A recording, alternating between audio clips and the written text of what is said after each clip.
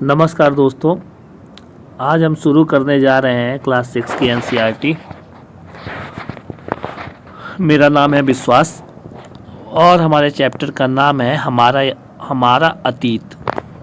हमारा पहला चैप्टर है दोस्तों, क्या, कब, कहाँ और कैसे। आइए देखते हैं। रसीदा बैठी अखबार पढ़ रही थी। अचानक उसकी निगाह एक सुर्खी पर पड़ी। 100 साल पहले। वो सोचने लगी कि ये कोई कैसे जान सकता है कि इतने बरसों पहले क्या हुआ था आखिर। तो आइए देखते हैं कैसे पता लगाएंगे। मान लीजिए दोस्तों, अगर आपको ये पता लगाना हो कल क्या हुआ था, आप कैसे पता लगाएंगे? आप रेडियो सुन सकते हो, टीवी देख सकते हो या फिर अखबार पढ़ सकते हो। लेकिन अगर आपको ये जानना हो पिछले साल क्या हुआ था, आप क्या करोगे?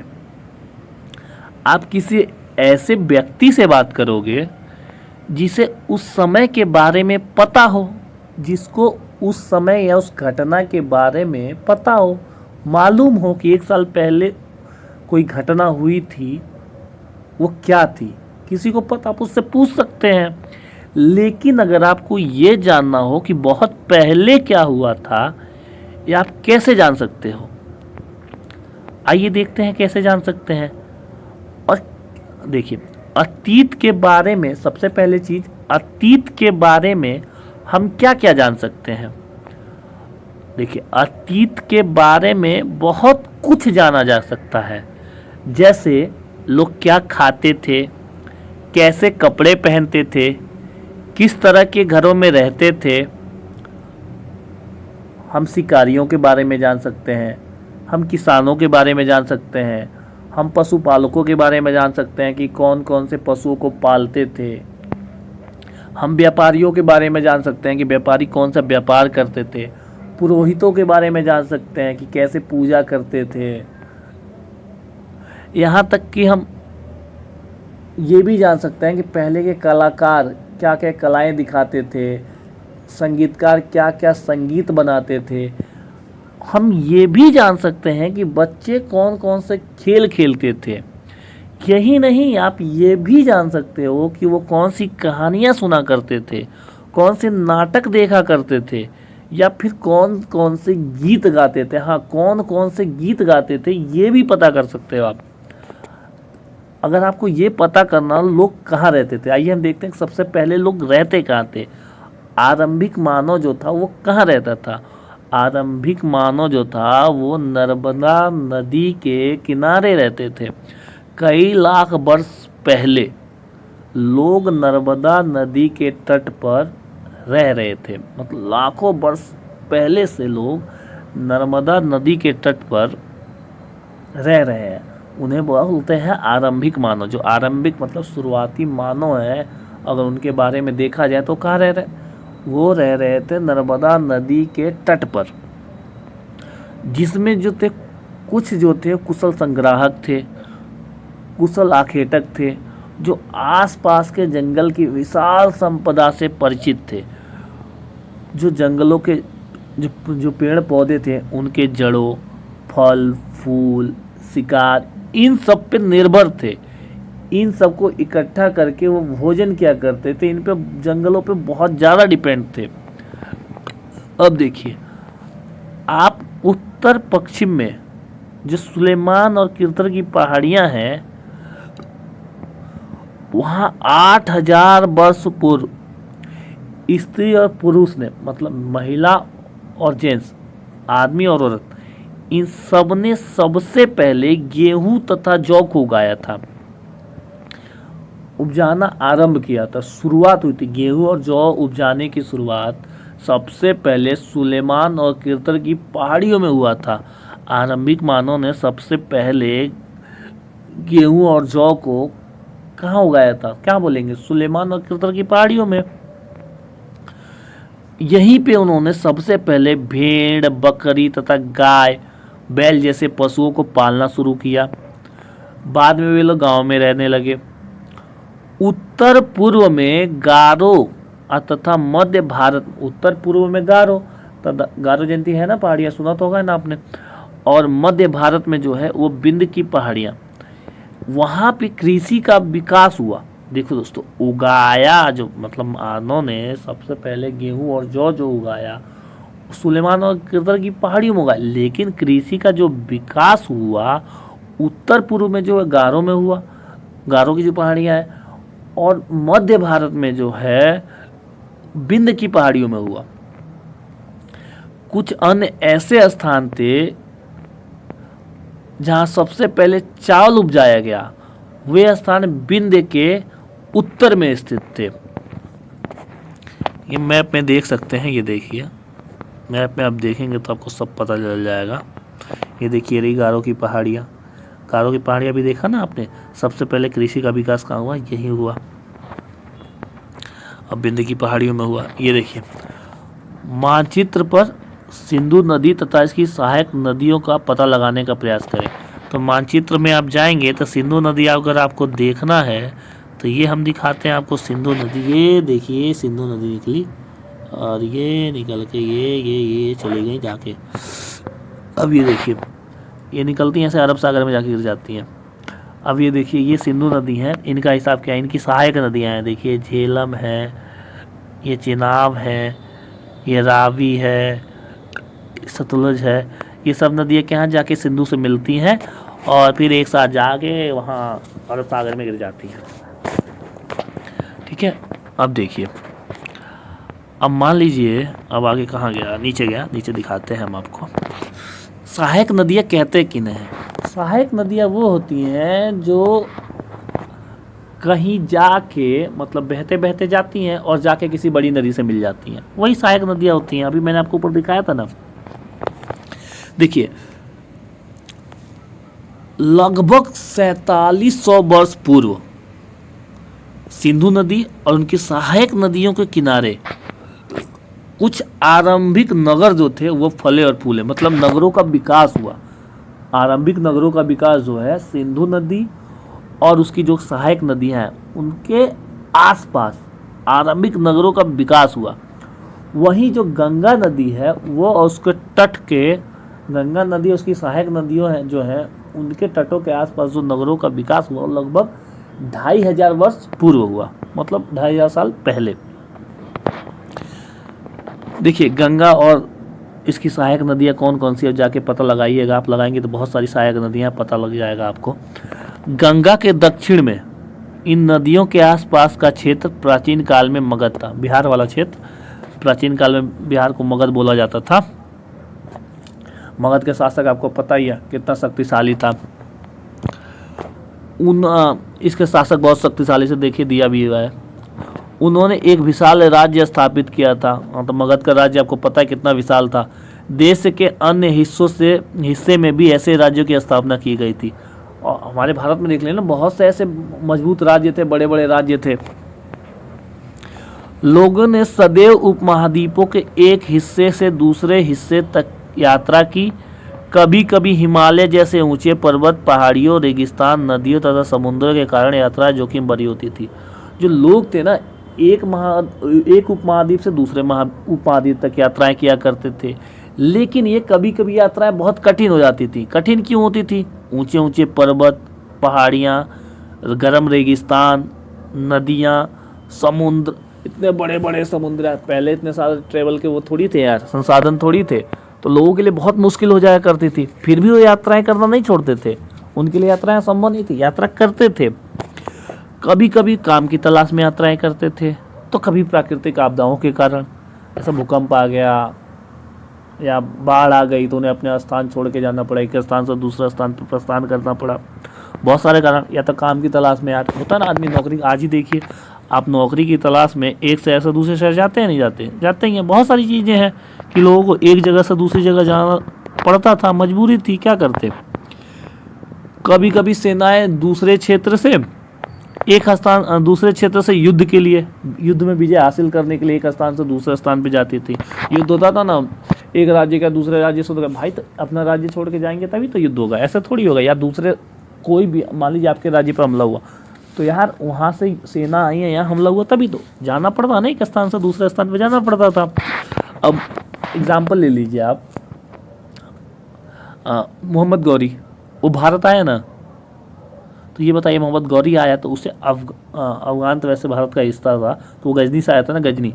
ये बताइए वहाँ से उसको यहाँ आना पड़ा, तो एक स्थान छोड़ के दूसरा स्थान पे आया ना, तो वैसे ही था, लोग यात्राएं करनी पड़ती थी, युद्ध के लिए करनी पड़ती थी, कोई ना कोई कारण बनता था कि भैया यात्राएं करनी, या तो देखिए काम की तलाश, या फिर प्राकृतिक आपदाएं आ जाए, या फिर युद्ध के लिए उन्हें एक स्थान से दूसरे स्थान पे जाना पड़ता था। कभी कभी वो व्यापार के लिए भी जाते थे एक स्थान से दूसरे स्थान पर। धार्मिक गुरु जो थे वो क्यों जाते, धार्मिक गुरु वो काम कहता शिक्षा के लिए एक स्थान से दूसरे स्थान पर। कुछ लोग नए और रोचक स्थानों की खोजने की चाह में उत्सुकतावश यात्रा किया करते हैं। कुछ लोगों को नए नए जगहों की खोज करना बहुत अच्छा लगता था, जैसे आप लोगों को भी लगता होगा, ट्रैवल करना बहुत अच्छा लगता होगा, नए नए स्थानों को देखना, जानना उनके बारे में। तो जैसे वास्को डिगामा आया था ना खोज करते हुए भारत, तो पहले लोगों को बहुत शौक चढ़ता था, भारत खोया नहीं था कहीं पर यार, समुद्री मार्ग का पता लगाया था, वैसे ही था। कहाँ पहुँच गए हम लोग, हाँ ये देखिए, इन यात्राओं से एक फ़ायदा होता था, एक दूसरे के विचारों को जानने का अवसर मिलता था। इन यात्राओं से जैसे मान लीजिए आप अमेरिका के लोग भारत आए, तो आपको अमेरिका के बारे में पता चलेगा ना, या आप इंडिया से अमेरिका गए तो वहाँ पे भारत के बारे में लोगों को पता चलता है। वैसे ही एक स्थान से जब दूसरे स्थान पर लोग आते जाते थे तो उनके विचारों का आदान प्रदान एक दूसरी जगह पे हो जाया करता था। देखिए आज लोग यात्राएं क्यों करते हैं, आप ही बताइए क्यों करते हैं, सोचिए और जवाब दीजिए। एक बार फिर से आप मानचित्र 1 को देखो, पहाड़ियाँ, पर्वत, समुद्र इस उपमहाद्वीप की प्राकृतिक सीमा का निर्माण करते हैं। हालांकि लोगों के लिए इन सीमाओं को पार करना आसान नहीं था। जिन्होंने ऐसा चाहा वो ऐसा कर सके, वे पर्वत की ऊंचाइयों को छू सके।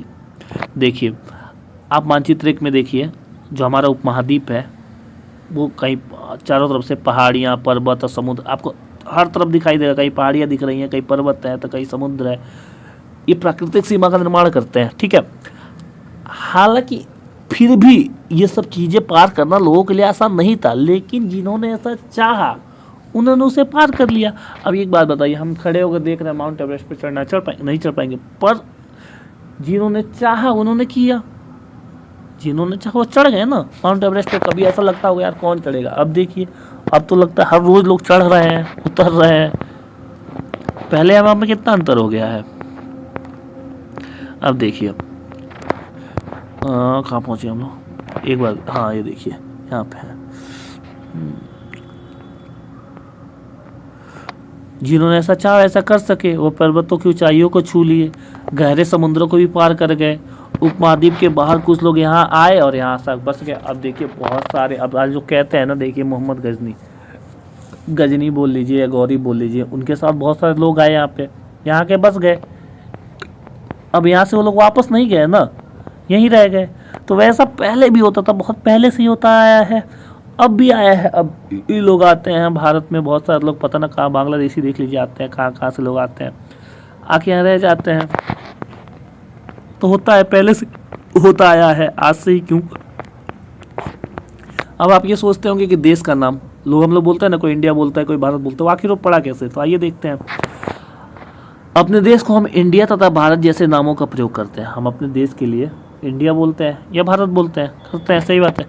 इंडिया शब्द की उत्पत्ति हुई कैसे है, देखिए इंडिया शब्द इंडस से निकला है, जिसे संस्कृत में सिंधु कहा जाता है। इंडिया शब्द जो है इंडस से निकला है और इंडस को संस्कृत में सिंधु कहा जाता है। अपने एटलस में ईरान और यूनान का पता लगाइए, जाइए पता लगाइए। लगभग 2500 वर्ष पूर्व, 2500 वर्ष पूर्व उत्तर पश्चिम की ओर से आने वाले, जो उत्तर पश्चिम से आए थे ईरानी और यूनानी जो थे, उन्होंने सिंधु को ही हिंदोस या इंदोस कहा। और इस नदी के पूर्व में जो सिंधु नदी के पूर्व में स्थित भूमि थी, जो प्रदेश था, उसको इंडिया कहा। भारत नाम का प्रयोग एक विशेष प्रकार के समूह के लिए किया जाता था। इस समूह का उल्लेख संस्कृत की आरंभिक लगभग 3500 वर्ष पुरानी कृति है ऋग्वेद में मिलता है। भारत शब्द का सबसे पहले प्रयोग ऋग्वेद में हुआ है, जो लगभग आज से 3500 वर्ष पूर्व लिखी गई थी। बाद में इसका प्रयोग देश के लिए होने लगा। अब देखिए, आपको अतीत के बारे में कैसे जाने, अभी भी ये सवाल तो आपके मन में, आखिर हम जाने कैसे। देखिए कैसे जाने, अभी बताते हैं। ये देखिए, पहले ये देखिए, ताड़ पत्रों से बनी पांडुलिपि का एक पृष्ठ। यह पांडुलिपि लगभग 1000 वर्ष पहले लिखी गई थी। पांडुलिपि था क्या, कहीं ऊपर नीचे है शायद। हाँ, ये देखिए, ये पांडुलिपि है, ये 1000 वर्ष पूर्व लिखी गई थी। ये जो है आपका, समझ ही नहीं आएगा आपको क्या लिखा है। 1000 वर्ष पूर्व लिखी गई थी। ये बनता कैसे था ये देख लीजिए। ये ताड़ के पत्तों को काटकर उनके अलग अलग हिस्सों को बांधकर तब बनाया जाता था। वही दूसरा क्या था, हिमालय में पाए जाने वाला एक विशेष प्रकार का पेड़ होता है जिसे भुर्ज का पेड़ कहते हैं। उसके छाल से भी बनाया जाता है। बहुत सारी चीज़ें होती हैं। तो ये देखिए, यहाँ लिखा भी है। अतीत की जानकारी हम कई तरह से प्राप्त कर सकते हैं। इनमें से एक तरीका अतीत में लिखी गई पुस्तकों को ढूंढना और पढ़ना। यह पुस्तकें हाथ से लिखी होने के कारण पांडुलिपि कही जाती हैं। अंग्रेजी में पांडुलिपि के लिए प्रयुक्त होने वाला मैन्यूस्क्रिप्ट शब्द लैटिन शब्द मैन्यू, जिसका अर्थ हाथ से निकला है। देखिए, अतीत के बारे में पता करने के लिए सबसे पहले हम ये पता कर सकते हैं कि उस समय कौन कौन सी पुस्तकें लिखी गई, उनके बारे में पता कर सकते हैं, उनको ढूंढ सकते हैं। ये पुस्तकें हाथ से लिखी जाती थी, इसलिए इनको पांडुलिपि कहा जाता था। अंग्रेजी में पांडुलिपि शब्द का प्रयोग होता था। अंग्रेजी में पांडुलिपि क्या कहते हैं, मैन्यूस्क्रिप्ट कहते हैं। मैन्यूस्क्रिप्ट लैटिन के मेन्यू से निकला है। ये पांडुलिपियाँ जो थी वो ताड़पत्रों तथा हिमालय क्षेत्र में उगने वाले, देखिए मैंने बताया था ना, भुर्ज पेड़, वो देखिए, भुर्ज नामक पेड़ की छाल से विशेष तरीके से तैयार भोजपत्र पर लिखी जाती थी। जो ये पांडुलिपियाँ जो हैं वो कैसे होती थी, ये ताड़पत्रों या तो ताड़ के जो पत्ते थे उनको काट कर उसमें एक साथ बांध कर उन पर लिखी जाती थी। या तो हिमालय क्षेत्र में भुर्ज नामक पेड़ पाया जाता था, उसके छाल को छील के विशेष प्रकार से तैयार करके तब उसका भोजपत्र पे लिखी मिलती हैं, उसके भोजपत्र पर लिखी मिलती हैं। आगे देखिए, ये देखिए 1000 वर्ष पूर्व का है ये जो मैं आपको बता रहा था।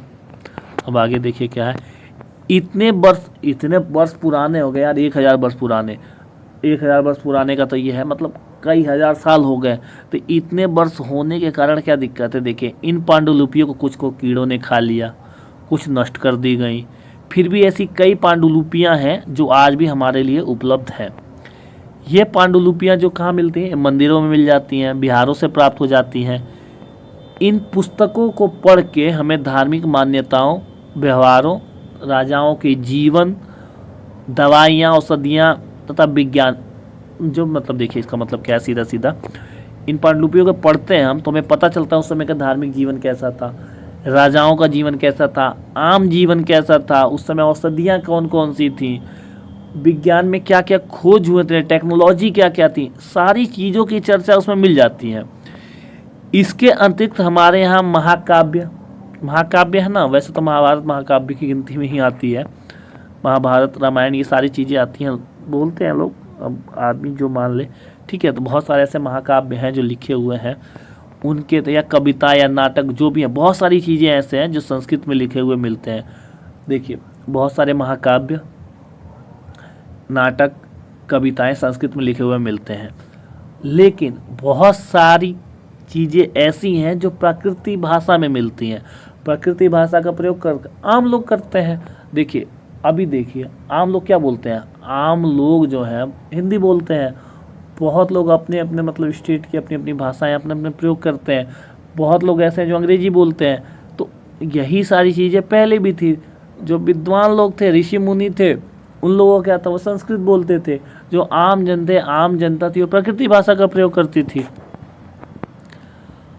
हम अभिलेखों, देखिए दूसरा, एक तो हम लोग पांडुलिपियों के माध्यम से पता लगाया, अब दूसरा तरीका क्या हो सकता है, हम अभिलेखों का भी अध्ययन कर सकते हैं। अभिलेख क्या होते हैं, वापिस सोचेंगे अभिलेख क्या होते हैं। अभिलेख होते हैं ऐसे लेख पत्थर अथवा धातु जैसी अपेक्षाकृत कठोर सतहों पर उत्कीर्ण किए जाते थे। लिखवाए जाते थे। कभी देखिए अभिलेख क्या होता है, अभिलेख जो होता है ना, पत्थरों पे जैसे कोई चीज़ लिखवा देना या किसी कठोर धातु पे कोई चीज़ लिखवा देना, उसे ही अभिलेख बोला जाता था। तो पहले जो राजा महाराजा थे, ठीक है, तो वो देखिए ये है ना, ये देखिए पांडुलिपि में जो आपको वो दिखा रहा था, ये पांडुलिपि नहीं अभिलेख, ये अभिलेख है, अशोक का अभिलेख है, कांधार में मिला है, अफगान के कांधार में। अफगानिस्तान जाएंगे ना आप तो कांधार में, लेकिन देखिए 2250 वर्ष पुराना ये अभिलेख है। ये वर्तमान में अफगानिस्तान से प्राप्त हुआ है। ये देखिए इसी तरह के लोग अभिलेख जो है लिखवाते थे, उत्कीर्ण करवाते थे। तो अभिलेख लिखवाए क्यों जाते थे, उत्कीर्ण क्यों करवाए जाते थे? देखिए कभी कभी शासक तथा अन्य लोग अपने आदेशों को इस तरह लिखवाते थे ताकि लोग उन्हें देख सकें, पढ़ सके तथा उनका पालन कर सके। लोग अपने आदेशों को लिखवा देते थे ताकि आम जन उनको देख सके, पढ़ सके और उसका पालन कर सके। इसलिए लोग अपने आदेशों को क्या करते थे, अभिलेख के माध्यम से लिखवा देते थे और टांग देते थे या रख देते थे, जो भी समझिए। कुछ अन्य प्रकार के अभिलेख भी मिलते हैं जिनमें राजाओं तथा रानियों के जीवन के बारे में पता चलता है। इसके अलावा स्त्री पुरुषों के जीवन के बारे में पता चलता है। उदाहरण के लिए शासक की लड़ाइयों में अर्जित विजयों का लेखा जोखा रखा करते थे। उदाहरण के मान लीजिए शासक क्या है, ये अभिलेख मतलब मैं बता रहा हूँ, कुछ अभिलेख ऐसे होते थे जिनमें शासक अपने कोई युद्ध हुआ, उसमें जीत हुई या हार हुई, विजय हुए पराजय हुए, जो भी हुए, उनका भी लेखा जोखा रखते थे। उन लेखा जोखा के माध्यम से कुछ राजा थे, उनके राजाओं तथा उनके रानियों सहित अन्य लोग जो थे उनके बारे में उन लेखों के माध्यम से पता चल जाता है। क्या तुम बता सकते हो कि कठोर सतह पर लेख लिखवाने के क्या लाभ थे? बिल्कुल, ये जल्दी खराब नहीं होते, इस पर लिखे हैं तभी तो अभी आज तक चल रहे हैं, लोगों को पता चल जाता है। इसके अतिरिक्त अन्य कई वस्तुएं अतीत में बनी प्रयोग में लाई जाती थी। ऐसी वस्तुओं का अध्ययन करने वाला व्यक्ति पुरातत्वविद कहलाता है। देखिए एक तो पांडुलिपि हो गया, दूसरा आपका अभिलेख हो गया, इसके अलावा भी बहुत सारी वस्तुएं प्रयोग में लाई जाती थी, ठीक है, उनका अध्ययन जो करते हैं उसे ही पुरातत्वविद कहते हैं। अब पुरातत्वविद अध्ययन कैसे करते हैं? पत्थर और ईंटों से बनी इमारतों के जो अवशेष मिलते हैं उनका अध्ययन करते हैं, चित्रों तथा मूर्तियों का अध्ययन करते हैं, औजारों, हथियारों, बर्तनों, आभूषणों तथा सिक्कों की प्राप्ति के लिए खुदाई करवाते हैं। इनमें से कुछ वस्तुएं पत्थर की होती हैं, कुछ पक्की मिट्टी की मिलती हैं, कुछ धातु की बनी होती हैं, कुछ ऐसे तत्व कठोर होते हैं जो धातु की बनी होती है, कठोर होती हैं तथा जल्दी नष्ट नहीं होती हैं। पुरातत्वविद जानवरों तथा चिड़ियों, मछलियों की हड्डियां ढूंढते हैं। अब ये बताइए, पुरातत्वविद जो हैं जानवरों, चिड़ियों, मछलियों की हड्डियां क्यों ढूंढते हैं? वो इसलिए ढूंढते हैं ताकि पता लगा सकें, उन्हें पता लगाने में मदद मिले कि पहले के लोग क्या खाते थे।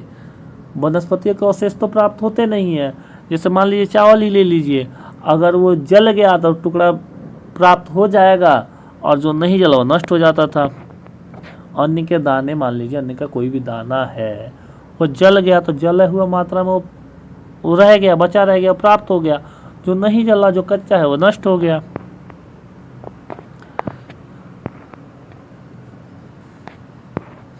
अन्न या लकड़ी के जो जल जाता है, लकड़ी जल जाता तो कोयले के रूप में मिलता है, आपको पता ही है, वो कोयला बन जाता तो 1000 साल तो बनी रहती है, खुदाई में वो निकल जाता तो पता चल जाता है। पांडुलिपियों, अभिलेखों तथा पुरातत्वों से ज्ञात जानकारियों के लिए इतिहासकार प्राय स्रोत शब्द का प्रयोग करते हैं। देखिए जो ने पांडुलिपियों से, अभिलेखों से तथा पुरातत्व मतलब खुदाई से जो जानकारियाँ प्राप्त होती हैं उसको जो है स्रोत शब्द नाम दिए हैं। जो इतिहासकार हैं उसे स्रोत बोलते हैं। इतिहासकार इन्हें कहते हैं जो अतीत का अध्ययन करते हैं। इतिहासकार किसे कहते हैं? जो अतीत का अध्ययन करते हैं उन्हें इतिहासकार कहते हैं। स्रोतों से प्राप्त होते ही अतीत के बारे में पढ़ना बहुत रोचक हो जाता है। जैसे कोई स्रोत प्राप्त होता है तो अतीत के बारे में पढ़ना बहुत रोचक, बहुत मज़ेदार हो जाता है, क्योंकि इन स्रोतों की सहायता से हम धीरे धीरे अतीत का पुनर्निर्माण करते हैं। जैसे जैसे हमें स्रोत मिलता जाता है वैसे वैसे हम अंदाज़ा लगाते हैं और अतीत का पुनर्निर्माण करते हैं कि ऐसा हुआ होगा, ऐसा हुआ होगा, पहले के लोग ये खाते होंगे, ये पहनते होंगे, ऐसे रहते होंगे, ये खेल खेलते होंगे, ये गीत गाते होंगे, बहुत सारी चीज़ों का पुनः निर्माण होता है।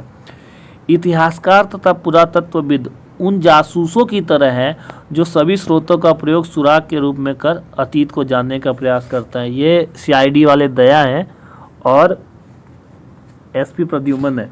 इनको सुराग मिलते ही ये लोग तुरंत मुजरिम के घर तक पहुंच जाते हैं, पीछा नहीं छोड़ते, पूरी कहानी खुद बना लेते हैं। समझे दया, कुछ समझे, कुछ तो गड़बड़ है दया। छोड़िए खैर इन सब बातों को, आगे देखिए। एक चीज़ मैंने आपको बताना भूल गया, ये देखिए, ये खुदाई में मिला है। ये देखिए, एक प्राचीन नगर से प्राप्त पात्र, एक ही मटका मिला है। ये 4700 वर्ष पूर्व का है। ये सिंधु घाटी सभ्यता जो है उस समय के आसपास है, वहाँ सिंधु नदी की जो खुदाई है वहाँ मिला है। देखिए, वहीं एक चांदी का सिक्का भी मिला है दाएं, ये देखिए चांदी का सिक्का है। इस तरह के सिक्कों का प्रयोग 2500 वर्ष पूर्व होता था। ये गंगा नदी के आसपास का होगा। हमारे द्वारा आज प्रयोग में आने वाले सिक्कों में ये सिक्का कैसे भिन्न है? भाई बहुत भिन्न है। आज के सिक्के देख लो, आज के सिक्के गोल होते हैं, ये कैसे हैं? एक चीज़ और हाँ, ये देखिए, ये छूट गया था। 2250 वर्ष पुराना यह अभिलेख वर्तमान अफगानिस्तान के कांदार से प्राप्त हुआ। ये जो अभिलेख है अशोक का है, हाँ ठीक है। ये लगभग 2250 वर्ष पुराना अभिलेख है। इसमें हाँ एक चीज़ देख लिया, सबसे इम्पोर्टेंट क्या है, इसमें यूनानी तथा अरामेइक लिपि का प्रयोग हुआ है। ठीक है, ये याद रखिएगा, ये यूपीएससी उठा सकता है। ये सब छोटी छोटी चीज़ें उठाते रहते हैं वो लोग, हम लोग छोड़ देंगे, पता चला उठा लिए, फिर आप कहेंगे कि हमने बताया नहीं। अब देखिए, अब आप ये सोच रहे हैं अतीत एक है या अनेक है। आपने चैप्टर का नाम जब मैंने बताया था हमारा अतीत, उस समय आपने ध्यान नहीं दिया, पर ध्यान दीजिए, यहाँ अतीत शब्द का प्रयोग जो है बहुवचन के रूप में किया गया है। और बहुवचन के रूप में क्यों किया गया है? ऐसा इस तथ्य की ओर ध्यान दिलाने के लिए किया गया है कि अलग अलग समूहों के लोगों के लिए इस अतीत के अलग अलग मायने थे। उदाहरण के लिए पशुपालकों अथवा कृषकों का जीवन राजाओं तथा रानियों के जीवन से तथा व्यापारियों का जीवन शिल्पकारों के जीवन से बहुत भिन्न था। भाई जाहिर सी बात है, देखिए पशुपालकों और कृषक जो किसान थे और पशु पालने वाले जो लोग थे, राजा रानियों के जीवन से भाई जीवन भिन्न होगा ही। आज ही देख लीजिए, बिजनेसमैन और किसान, सबका जीवन अलग अलग है। किसान या जवान, सब छोड़िए, किसान और जवान दोनों का जीवन भिन्न है, दोनों का जीवन अलग अलग है। अंबानी देख लीजिए और किसी गरीब आदमी को देख लीजिए, दोनों का जीवन भिन्न भिन्न है। बहुत सारी चीज़ें, किसी अमीर या गरीब को देख लो, बहुत सबका भिन्न भिन्न अलग अलग जीवन होता है, सबका अपना रहन सहन होता है, सबका जैसा आदमी का बजट वैसा काम होता है। पहले भी ऐसा था। व्यापारियों को देख लीजिए, शिल्पकार, उनका व्यापारियों का अपना जीवन बिजनेस कर रहे हैं यार, अपना व्यापार में बिजी हैं। शिल्पकार अपनी मूर्तियाँ बनाना, अपने अपने काम में बिजी हैं। जैसा हम आज भी देखते हैं, उस समय भी देश के अलग अलग हिस्सों में लोग अलग अलग व्यवहार और रीति रिवाजों का पालन करते हैं। वो आज भी होता है, अलग अलग राज्यों में चले जाइए, अलग अलग जगह चले जाइए, लोग अलग अलग रीति रिवाजों का पालन करते हैं। पहले भी ऐसा होता था। उदाहरण के लिए देख लीजिए, अंडमान द्वीप जो है वहाँ देख लीजिए, वहाँ क्या होता है, अधिकांश लोग आज भी अपना भोजन जो है मछलियाँ पकड़कर, शिकार करके तथा फल फूल को इकट्ठा करके, संग्रह करके करते हैं। अपना अंडमान द्वीप में चले जाइए, लोग आज भी क्या करते हैं, मछलियाँ पकड़ते हैं, शिकार करते हैं, फल फूल को इकट्ठा करते हैं, उससे अपना भोजन प्राप्त करते हैं। वहीं शहरों में देख लीजिए, शहरों में जो लोग हैं दूसरों पर डिपेंड है, किसानों पर डिपेंड है। किसान खेती नहीं करेगा, भूखे मर जाएंगे। इस तरह के इस तरह के भेद जो थे वो अतीत में भी थे, पहले भी होता है, पहले से ही होता है, नई बात थोड़ी है, पहले से ही होती आई है। इसके अलावा एक अन्य तरह का भेद है। उस समय शासक अपनी विजयों का लेखा जोखा रखते थे। उस समय जो राजा महाराजा थे, वो युद्ध में जो हार जीत जो भी होगा, विजय पराजय जो भी होती थी, उनका लेखा जोखा रखते थे। वहीं उनके मुकाबले जो आम आदमी था वो अपना लेखा जोखा नहीं रखता था। यही बात कह रहा है। यही कारण है कि उन शासकों तथा उनके द्वारा लड़ाई जाने वाली शासकों की लड़ाइयों के बारे में काफ़ी कुछ जानते हैं। देखिए, शासक जो तो लेखा जोखा रखते थे, तो उसमें उन सारी चीज़ों का जिक्र होता था उनके बारे में, तो यही कारण है कि हम उनके बारे में आसानी से जान जाते हैं। कि उन शासकों के बारे में कि शासक कैसे थे, उनका राज्य कहाँ था, उनकी रानी कौन थी, कितनी थी, कौन युद्ध हारे, कौन से युद्ध जीते, सारी चीज़ों के बारे में पता चल जाता है। लेकिन शिकारी, मछुआरे, संग्राहक मतलब शिकारी शिकार करने वाले, मछुआरे मछली पकड़ने वाले, कृषक किसान, पशुपालक पशु पालने वाले जैसे आम आदमी थे, ये अपने कार्यों का लेखा जोखा नहीं रखते थे। उनके बारे में पुरातत्व की सहायता से हम जान सकते हैं या जानते हैं, लेकिन अभी बहुत कुछ जानना बाकी है। अब देखिए तिथियों का मतलब क्या है। अगर कोई तुमसे तिथि के विषय में पूछे तो तुम शायद उस दिन की तारीख, माह, वर्ष 2000 या इसी तरह का कोई और वर्ष बताओगे। मान लीजिए अगर आपसे कोई पूछे कि आज कौन सा डेट है, तब क्या बताएंगे? 18 फरवरी 2024, ठीक है। लेकिन आखिर ये गणना कैसे होती है? इस गणना की शुरुआत ईसाई धर्म के प्रवर्तक ईसा मसीह जो थे उनके जन्म की तिथि से की जाती है। वो जिस दिन पैदा हुए थे उस दिन से की जाती है, कि मतलब उस दिन से लेके आज तक 2024 साल बीत चुके हैं, ठीक है। जबकि ईसा मसीह के जन्म के पूर्व के मतलब उसके जन्म से पहले की तिथियों को ईसा पूर्व मतलब ईसा मसीह के जन्म के पहले के नाम से जाना जाता है। इस पुस्तक में हम 2000 को अपना आरंभिक बिंदु मानते हुए वर्तमान से पूर्व की तिथियों को, अब मान लीजिए क्या कह रहा है ये समझे नहीं, 2000 को एक सेंटर मान लेते हैं हम लोग, ठीक है। अब यहाँ से पीछे की गणना करनी है तो इससे पहले, अब 2024 साल तो करेंगे नहीं, अब 2000 को मतलब एक मोटा मोटा मान लेते हैं कि 2000 साल हो गए ईसा मसीह के जन्म से अब तक 2000 साल हो गए। और उससे पहले जो होगा, मान लीजिए सिंधु घाटी सभ्यता है तो 4700 ईसा पूर्व दिखा रहा है ना, 4700 ईसा पूर्व, तो 2000 ये भी ईसा पूर्व जन्म के 4700 वर्ष पूर्व, तो 47 20 कितना हो गया, आप अंदाजा लगा लीजिए, ठीक है। ये सब आप पढ़ लीजिएगा, अब ये छोटी छोटी चीज़ें थोड़ी हैं, अभी यूपीएससी के पास इतना टाइम नहीं है कि ये पूछे, ठीक है। ये क्वेश्चन आंसर है, ये आप खुद कीजिए, खुद करेंगे तो अच्छा रहेगा, तो कहिए चलिए हम ही करा देते हैं, तो फिर कहेंगे कि भैया हमने कराया नहीं। देखिए नर्मदा घाटी, आपको पता है नर्मदा घाटी कौन सा था? अरे नर्मदा घाटी आप लोगों को नहीं पता? आखेटक तथा संग्रह कहाँ रहते थे?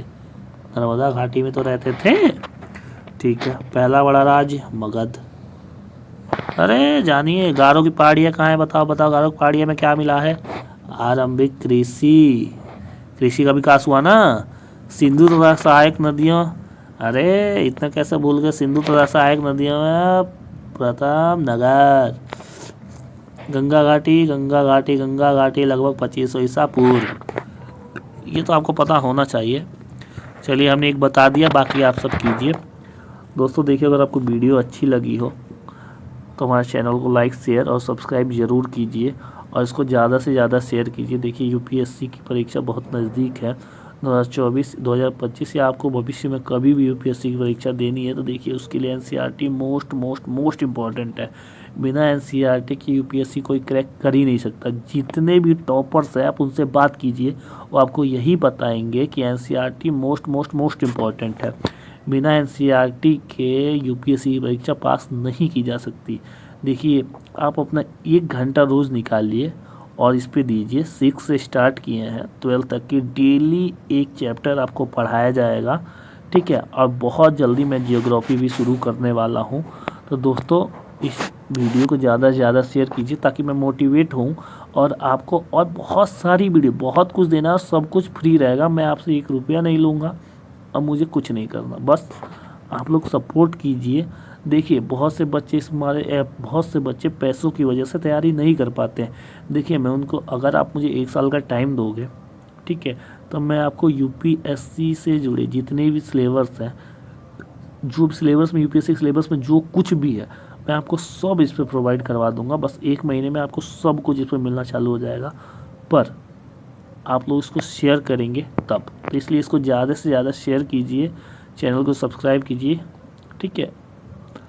अब बाकी अपना साथ बनाए रखिए और हम आपके साथ हैं। बाकी कोई परेशानी हो तो हमें कमेंट करके बताइए, ठीक है। चलिए दोस्तों गुड नाइट। 11 बजे डेली आपको ये वीडियो मिलेगी। ध्यान रखिए बहुत जल्दी करंट अफेयर्स भी आपको मिलना चालू हो जाएगा। ठीक है दोस्तों, bye bye, tata, good night, मिलते हैं ब्रेक के बाद। चलिए बाय बाय।